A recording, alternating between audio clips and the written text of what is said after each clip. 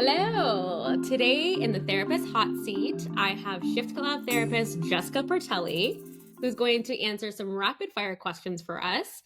And then we'll lead into a bit of a discussion about what she does best in her practice, which is supporting career-focused millennials who are trying to meet the demands of parenting, navigate work stress, and really just trying to stay on top of all the things that they're carrying to try and prevent things like burnout in our lives. Love it. Absolutely. All right. Thanks for that, Jess. So let's hop right into our rapid fire this or that questions to get to know you a little bit more. So first one for you is Netflix or Amazon Prime? It's a hard one because I love all of them, but I would say probably right now Netflix because they're releasing some shows I'm really looking forward to. Yeah, couldn't agree more with that one. Okay, cake or ice cream? Ice cream, 100% ice cream. Yeah, what's your favorite flavor? I had a watermelon, I guess it's a sherbet in the summer, and it was amazing. But usually it's like a cherry cheesecake. Yum. Oh, cheesecake, the best. Okay, slow mornings or busy mornings as a mom of two? Well, as a mom of two, I have busy mornings, but I prefer slow mornings. Yeah, that makes sense. I figured that one. Sweet or savory? Sweet. Chocolate every day, all day, all the time. Chocolate. All the time. Yeah. Summer or winter? Can I choose fall? Because I prefer fall over. Fair. I think that's true. Neither. Love that. Okay. Neither. Oh, gal. Pumpkin spice lattes or no? No. No, me neither. I can't. Yeah. I'm more of I like London fogs. That's Ooh, my yes. tea. Yeah, that's fair. Okay. Would you rather have like all the plans in the world or no plans at all? I would go for no plans at all. I kind of just like to see what we're going to do, to have time to myself as well. So I'd rather no plans than all the plans. Yeah, go with the flow and see where you end up. I agree. Yeah. Road trip or jet set? Road trip. I don't like flying, so road trip for sure. Fair. Coffee or tea? Tea. Cat mom or dog mom? Oh, dog mom, 100%. We have a dog named Millie. She's a red golden retriever. We do have a cat. She lives in our barn, so she's our barn cat, and she gets to hunt mice, and she loves it. But our baby is Millie, she just turned 1 year old. Aw, happy birthday, Millie. Last one. I feel like I know the answer for this one for you. Lakeside or city gal? Lakeside, 100%. Good. Yeah, love that for you. Awesome. Well, now we know a little bit more about you and your preferences, which is lovely. So now I want to head into a little bit more of what you do day to day, which is therapy. Mm-hmm. So my first question for you in general is why therapy? Why should millennial parents or career-driven millennials consider therapy? And better yet, why should they consider therapy with you? Yeah, that's a great question.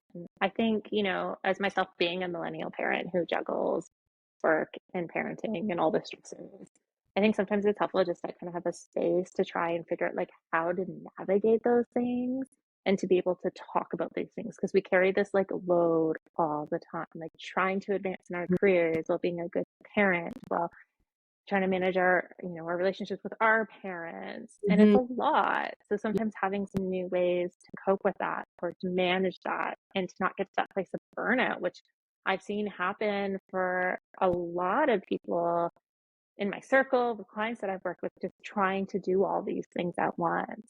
And I think with me, what can be really helpful too is because I have some of that experience, but I think I'm really easy to talk to about these things and I can understand and sometimes relate to it. And so that can be helpful in kind of your journey in trying to navigate these things. Yeah, couldn't have said that better myself. Great answer. Okay, number 2, what is your top tip for parents struggling with work-life balance?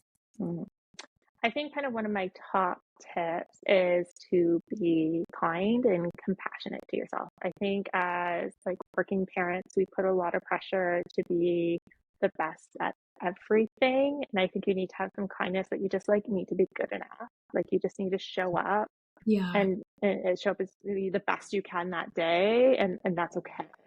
And realizing as a parent, like there was no such thing as being a perfect parent. We just have to be good enough for our kids. That's a really great way to put that, is being good enough. I think we always set demands for ourselves that Hmm. it's such a high bar, and we create these expectations to get to that point that are just like not realistic. And we forget Absolutely. that it's okay to just like do what you can in the moment, to do what you can that week or whatever it might be. Hmm. And that's success in my eyes, I think too. So that's a really great top tip. Hmm. Okay.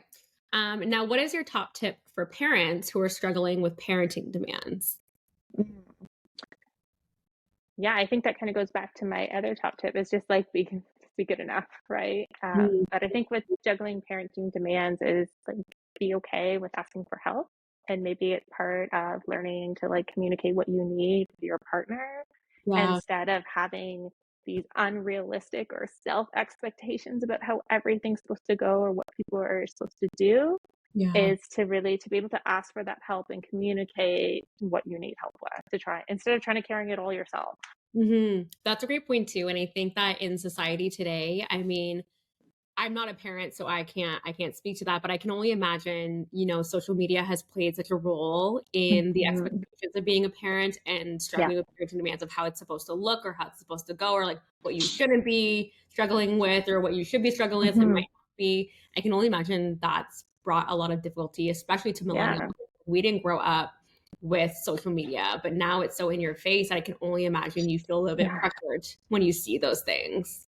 Yeah, absolutely. That like easy comparison can happen. So I Mhm. think, therapy can be really helpful in kind of like just grounding us to realize that no one's doing it perfect, right? And we're all just trying to figure out because I think unfortunately, with parenting, it doesn't come with an instruction manual that we're kind of all just figuring it out as we go. Yeah, that's a great point. Awesome. Thanks, Jess.